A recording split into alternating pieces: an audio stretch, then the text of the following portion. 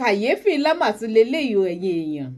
ẹ wá wà lájà ọmọ mùsùlùmí tó ní dandan òun fẹ́ donífá pé àìsàn tó ń ṣe òun lágọ̀ọ́ ara gbogbo ibi tó ń dé wọ́n ṣàsọ fún òun pé kó máa lọ sọ́dọ̀ ọba ẹ̀là Ifá nìkan lọ tẹfá fóun kò ń gba Ifá láàyè nínú ayé òun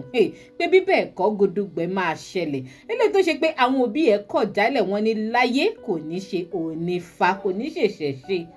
ó mà tún lágbára o ẹ̀yin èèyàn mo tún kí yín káàbọ̀ sórí ètò lẹ́ẹ̀kan sí ṣàlàáfíà ni mo tún bá yín lákòókò yìí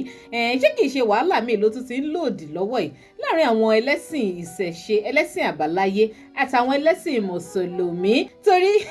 alájà yìí láti ibi tó ń gbé láti ìlú tó ń gbé ló ti wá ọba ẹ̀là Ifá wá sí ìlú Èkó tó sì ń pariwo fún ọba ẹ̀là Ifá pé kán dákun kán gbà òun kán dákun kán ra òun kalẹ̀ kán fún òun lẹ́rọ̀ wípé kán tọ́jú òun àìsàn tó ń ṣe òun gbogbo ibi tóun ti lọ táwọn òbí òun ti gbé òun dé wọ́n ṣàsọ fún òun pé àfi kóun di onífá ni kóun di oníṣẹ̀ṣe ni tó sì jẹ́ wípé ẹlẹ́sìn mùsùlùmí làwọn òbí òun tí wọ́n sì kọ̀ jálẹ̀ tán ní láyé àwọn ò ní gbà kóun ṣe ẹ̀sìn ìṣẹ̀ṣe ni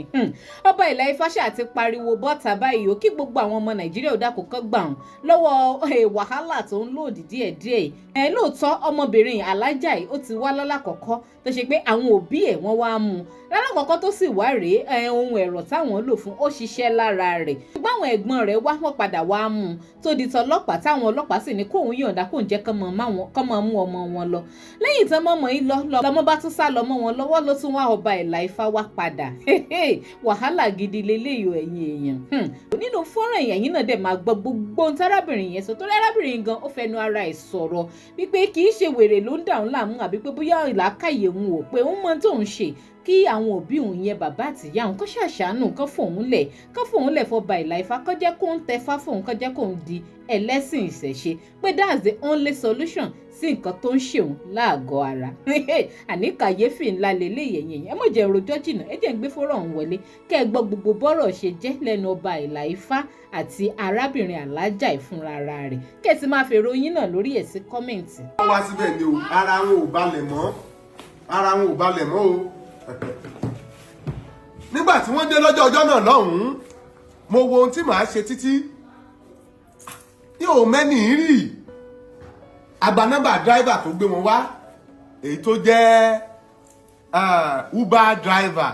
bóyá Uber ni mi ò ṣáà mọ̀ nípa ti driver yẹn nígbà tó máa dé èmi wà ní apartment wọ́n wá sínú ilé wa níbí àwọn èèyàn tó wà nílé wa ní àwọn ò lè gbá ẹni yìí tira o nítorí bó ṣe ń ṣe bí ẹni pé nǹkan kan ń ṣẹlẹ̀ sí wọn irú kíre pé àfi tí wọ́n bá lè wá gbé wọn bá mi níbi tí mo wà wọ́n dẹ̀ gbé wọn dé mo ní ó dá ẹ jẹ́ kó dàárọ̀ láká tó sọ ohunkóhun tí a bá fẹ́ sọ ṣùgbọ́n bí mo ṣe rí ó jẹ́ nǹkan kàyéfì bí mo ṣe rí wọn mo rí pé kì í ṣe ẹni tó nọ́mà ní wọn lọ́rọ̀ kan ṣá mo wá ní ìzídà kó jẹ́ pé wọ́n ti fi nǹkan kan arábìnrin yìí tàbí kó jẹ́ pé wọ́n ti ní àrùn bíi àrùn ọpọlọ tàbí kó jẹ́ wípé òòṣà ló ń délé wọn ní orí mo gba nọ́mbà ìyá ẹ̀ mo pè ìyá ẹ̀ nígbà tí mo máa pe ìyá ẹ̀ ìyá bá sọ pé àtàná ló ti kó lé o gbogbo nǹkan tọ́mọ sì sọ náà ni ìyá sọ nígbà tó sọ gbogbo ẹ̀ tán ẹ bá mójútó o nígbà tó sọ gbogbo ẹ̀ tán mo wá ní kí la fẹ́ ṣe sí báyìí wọ́n ní kí n jẹ́ kó dúró ní ọ̀dọ̀ mi bàbá ẹ̀ mo ní bàbá ẹ̀ ńkọ́ wọ́n ní wọ́n ti túká tipẹ́ wọ́n gbéra mo gbéra mo ní mo gbọ́dọ̀ bá bàbá ẹ̀ sọ̀rọ̀ ṣé kí n ràn lọ́wọ́ wọ́n ní kí n ràn lọ́wọ́ ó dà mo wá gbé ifá tẹ́ ṣáṣó àdáfá ifá ní ọmọ yìí o pé òòṣà ló wà lórí ẹ̀ o òòṣà tó sì wà lórí ẹ̀ òòṣà Ọ̀ṣun ni pé òòṣà omi ni láti ilé bàbá rẹ̀ dẹ̀ wá ní òòṣà yìí ti mú wá ifá sọ gbogbo nǹkan tá a lè ṣe fún tí yóò fi rọ̀ ọ́ tí ó fi ní àlàáfíà ara tára rẹ̀ á fi le ṣùgbọ́n ìwọ ọmọ yìí ó sọ pé o fẹ́ di pé olóòṣà ni ẹ pé o ti ríra ẹ lólóòṣà ó lóun ti ríra òun pé òun ti rí mi lójú oorun nígbà mẹ́ta àbí ìgbà mélòó ló sọ pé o ti rí mi. mẹ́ta olúwo mi ní Ifá ọba ẹ̀là kò sí babaláwo tó bá gbọ́fà tó bá béèrè pé Àìṣà ọmọ Sherifat olúwo oníṣẹ́ ọba ìlà ló máa rí ẹni tí kò bá gbọ́ fáànìkan ní gbòòrò yìí. So ó wá ní ó ti béèrè lọ́wọ́ pálọ̀tún lọ́sì. bẹ́ẹ̀ni ó ti béèrè lọ́dọ̀ Mr. Jimmy a ti béèrè lọ́dọ̀ àwọn apẹ̀nà a ti béèrè lọ́dọ̀ gbogbo ọba ìlà ló ń tọ́ka sí. wọ́n ní ó ní ṣe ni wọ́n ní kó wá bá mi mo ní ẹ̀gbọ́n o mi ò fẹ́ ogún o ó dẹ̀ dàárọ̀ ọjọ́ kejì bàbá ẹ̀ pè mí hello àjọ sọ̀rọ̀ ọmọ yìí mo fẹ́ kó tètè padà wá bá yín o mi ò ṣogún ẹ̀yin mùsùlùmí o torí ẹ̀yin mùsùlùmí ẹ burú o mi ò lè ṣogún yín a mọ̀ pé ẹ lè léèyàn ẹ lè pa èèyàn torí pé kó má bàa ṣe ẹ̀sìn míì èmi ò dẹ̀ fẹ́ mú nǹkan tó jẹ́ ká lè fi pa èèyàn sí mi lọ́rùn mo ní mi ò fẹ́ ẹ̀yin mùsùlùmí ẹ wá mú ọmọ yín bàbá yẹn ní kí n jọ ọ́ mo ní ìdí tí n bá ti lé ọmọ yìí síta ṣùgbọ́n ó sọ pé òun lè para òun tí mo bá lé òun nítorí pé ṣe ni wọ́n ń kóná tì òun nínú ilé pẹ̀lú ẹ̀sìn mùsùlùmí. Ó ní kí n ṣàjọ́ kí n bá òun ràn wọ́n kí n ràn lọ́wọ́ mo wá béèrè question kan mo ní ṣe gbogbo nǹkan tó bá gbà ní kí a fi ràn ní ọwọ́ wọ́n ní gbogbo ohun tó bá gbà ní mo ló dáa Ọlọ́run ló ti Ifá ló sọ mi ètùtù wa náà gbà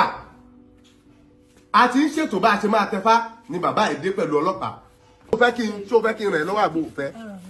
tó bá fẹ́ kí n ràn ẹ́ lọ́wọ́ o ní láti ṣọ́ra ẹ o torí òun ló ń dákú ìbáyìí èmi ò fẹ́ problem o iṣẹ́ irúnmọlẹ̀ ni mo ń jẹ́ ń tèmi o mo ń jẹ́jẹ́ irúnmọlẹ̀ lóòótọ́ mi ò fẹ́ problem fúnra mi o because Olódùmarè iná mi níṣẹ́ ìyàwó ní mi ò dẹ̀ fún ẹ lóògùn kódà mi ò fún ẹ lóúnjẹ níbí yìí bisikíìtì tí àmọ́ ẹni tó ṣe kóstà bisikíìtì àti omi. wọ́n lè jẹ́ ń bẹ̀ lójú nìkan ni ó fún ẹ ní sùúrù ẹ gbọ́dọ̀ ní sùúrù ẹ gbọ́dọ̀ kú o. mi ò tiẹ̀ lè pe fálẹ̀ lórí gan mi ò tí fẹ́ pe fálẹ̀ lórí díẹ̀ rò mi ò tí fẹ́. ẹni tá a ń sọ̀rọ̀ nípa ẹ̀ yìí Ọlọ́run ṣe ohun ẹ̀ náà lẹ́rí yẹn nígbà tí ó ń lọ ó ti padà sọ̀rọ̀ báyìí ó ní nígbà tí a kúrò lọ́dọ̀ òun ó ní wọ́n gún un lábẹ́rẹ́ ní police station yẹn ọmọ 26 years ni o kì í ṣe 18 years o kì í ṣe 17 years torí pé ó sọ pé òun fẹ́ ṣe ìṣẹ̀ṣe wọ́n wá gbé wọ́n gún lábẹ́rẹ́ wọ́n ní abẹ́rẹ́ wèrè kó lè sùn wọ́n gún lábẹ́rẹ́ náà nígbà tí wọ́n gún lábẹ́rẹ́ náà ṣùgbọ́n nítorí pé òòṣà ló wà lórí ẹ̀ abẹ́rẹ́ tó yẹ kó jẹ́ kó sùn lójú ẹsẹ̀ wọ́n ṣùrí gidi wọ́n gbé sínú mọ́tò ṣùgbọ́n oorun òkú ọmọ yìí kò sùn nítorí pé òrìṣà ló wà ní orí ẹ̀ wọ́n bá rìn títí wọ́n wá débì kan wọ́n fẹ́ ra epo bọ́n ṣe sọ ni mo ṣe ń sọ yìí ò torí èmi ò sí ń bẹ̀ mọ́ nígbà tí ọmọ yìí bá jáde síta pé òun fẹ́ tọ̀ nígbà tó ṣàyẹ́dẹ́rẹ́ lórí padà ọmọ bá ké pé wọ́n fẹ́ jí òun gbé ní olóòṣà lòun. ẹjọ́ orúkọ mi ní Àìṣà ẹjọ́ gbogbo àwọn olórìṣà àti gbogbo àwọn babaláwo eré ẹjọ́ ẹ gbà mí nǹkan sí crime tí mo kọ̀kọ́ mí ní pé mo fi muslim lẹ̀. ó fi kí ni lẹ̀. mo fi ṣe muslim lẹ̀ pé mo ń lọ ìṣẹ̀ṣe kò sẹ́yìn kankan tó fọ̀ sí mi òrìṣà tó wà lórí mi òrìṣà yẹn ó sì fi ń fi ara hàn láti inú àlá bẹ́ẹ̀ báwo lọ́lọ́run ṣe Elédùmarè ṣe máa ń communicate pẹ̀lú wa true àlá ló máa ń communicate pẹ̀lú wa ọlọ́run bá ó kẹ́mi gidigidi gan nígbà táwọn òbí mi ò understand mi inú àlá ni mo máa ń fi rí gbogbo ẹ̀ má rí òrìṣà Ọ̀ṣun wọ́n máa kọrin Ọ̀ṣun ṣẹ̀ǹgẹ̀ṣẹ̀ olóyìn ayọ̀ abẹ́rẹ́ kó mọ̀ Ọládùkọ̀jú ọ̀bọ̀ra tí ń gbé lómi bẹ́ẹ̀ ni òòṣà tèmi nìyẹn bẹ́ẹ̀ ni wọ́n máa ń sọ fún mi Olúwa rí fún mi lágbára láti inú àlá kò sí nǹkan tí wọn kì í fi hàn mí tó nígbà tí ti babaláwo mo ti lọ káàkiri ni ọ̀rẹ́ mi Mr. Jimmy bá sọ pé mi ì tún káàkiri wọn mi ì tún ṣe nǹkan kan mọ́ pé kí n káàdárúkọ gbogbo àwọn babaláwo tí mo ti mọ̀ tí mo ti rí tí mo ti gbọ́ rí nígbà tó bá di tán ni ọba ẹ̀là kí ni ìyẹn ṣí lẹ́mẹ̀ta ó ní pé yẹ́ẹ̀sì ti ọba ẹ̀là ní pé kí n wá wá ti wá wọn ìṣòro mi ti tán ọ̀hún sẹ́yìn kankan tó sọ pé ẹnìkan kan ò ní níṣòro tíyàn bá wọn ìṣẹ̀ṣe but irú ìlànà tí Ọlọ́run Elédùmarè ti kọ fún ẹni yẹn tó bá ti lè wọ ọbẹ̀ ó ti tán nìyẹn wàá ráyè jagun wàá ráyè ṣẹ́gun tó ti tèmi ti wà tún mo torí àwọn òbí mi wọ́n mọ̀ pé wọ́n pa ìṣẹ̀dá mi lára wọn sì mọ̀ pé òrìṣà ló ń jà wọn bí báyìí dáàdì mi wà ní gbùdọ̀ ẹ̀sán wọn ló wà ní ó ti ní stroke. lẹ́yìn ọ̀sẹ̀ kan tí wọ́n wá mú kúrò ní ọ̀dọ̀ wa wọ́n ní bàbá òun ní stroke. àmọ́ mi náà wọ́n sì wọ́n kàn rí kọ́ba padà wọ́n sì pè wọ́n ní pé àwọn náà ó ti bẹ̀rẹ̀ sí rẹ̀. òòṣà ti ń bínú. mọ́mì dáàdì kò ṣe nǹkan ló ń ṣe òòṣà tó wà lórí mi ló ń bínú ẹ má jọ kọ́ pa yín torí dáàdì nínú àláwọn tí wọ́n rí correct in peace wọn so dáàdì ẹ wọ́n láti wà careful wọ́n mẹ́ láti wà ẹjọ́ ẹ fi mí sílẹ̀ ẹjẹ́ ìṣayé mi tó ṣe wù mí mo ti sọ fún yín tẹ́lẹ̀ pé òòṣà ló ń dà mí láwọn I am not crazy I am not stupid and daddy my father too is a low-key traditional man he used to carry sacrifice. low-key a traditional man. bẹ́ẹ̀ni wọ́n máa ti gbẹ́bọ rí dáadáa fún ẹ̀mí wọn ni wọ́n mi rò bá wọ́n ṣe nǹkan bad mọ́ wọ́n ṣe nǹkan bad fún títí ẹ̀bọ tó gbé mi wá mọ̀ èyí tó kú ìwà tó ń gbẹ́bọ yẹn wọ́n sọ fún mọ́mí tó ń ṣàlàyé wọ́n sọ fún nítorí ẹ̀mí wọn fi gbẹ́bọ náà pé mọ́mí mi ò understand so daddy mi is a low-key traditional man omi tí mo ti ṣàn wá gangan wọn ní omi ọ̀ṣẹ́ tó intersect Ẹ̀dó àti Oǹdó ó intersect àwọn méjèèjì omi yẹn wọ́n sì lọ sí omi yẹn ó lọ gbọ́rọ̀ omi yẹn sì máa ń swallow màálù so omi yẹn ó lágbára gidi kan ọ̀dọ̀ àwọn ọba ẹ̀la ni mo wà wọ́n ti gbé mi lọ sí facility méjì first facility sọ gbé mi gba àwọn wèrè ni àwọn tó náwó àwọn drug addict kódà gan hospital ìjọ sọ pé wọn tó gbé mi lọ nígbà tí wọ́n rí hospital nígbà tí wọ́n rí oògùn tó fún mi ní fẹ́ẹ́ máa yẹn sọ pé Ọlọ́run máa jẹ pé ṣé mo ya wèrè ni pé mi ò ya wèrè kọ́ ṣe fún mi ní irú oògùn yìí. wọ́n á ṣe wá fún ní oògùn wèrè láì ya wèrè. ok ẹ jẹ́ ká bẹ̀rẹ̀ ṣé ẹ mọ orúkọ dókítà tí ó sọ kíní yẹn. bẹ́ẹ̀ni Abu Hussein òun ni the second doctor tó ní pé mọ́mì mi ju gbogbo àwọn oògùn yìí ni. ṣé mọ́mì yìí wá sí rehabilitation. bẹ́ẹ̀ni wọ́n wá sí rehabilitation center the second one tó dé àwọn ọmọ mi wọn síbẹ̀ nígbà tó ń mú mi lọ síbẹ̀. Please mention the name of the hospital. Olive Prime hospital kọ́kọ́ gbé mi lọ sí dáàdì mi gbé mi lọ then the second hospital gbé mi lọ ní Abu Hussein hospital Abu Hussein hospital kọ̀ dàbí títí ìṣẹ̀ṣe but it is the Muslim way but àwọn náà kò yé wọn ọmọ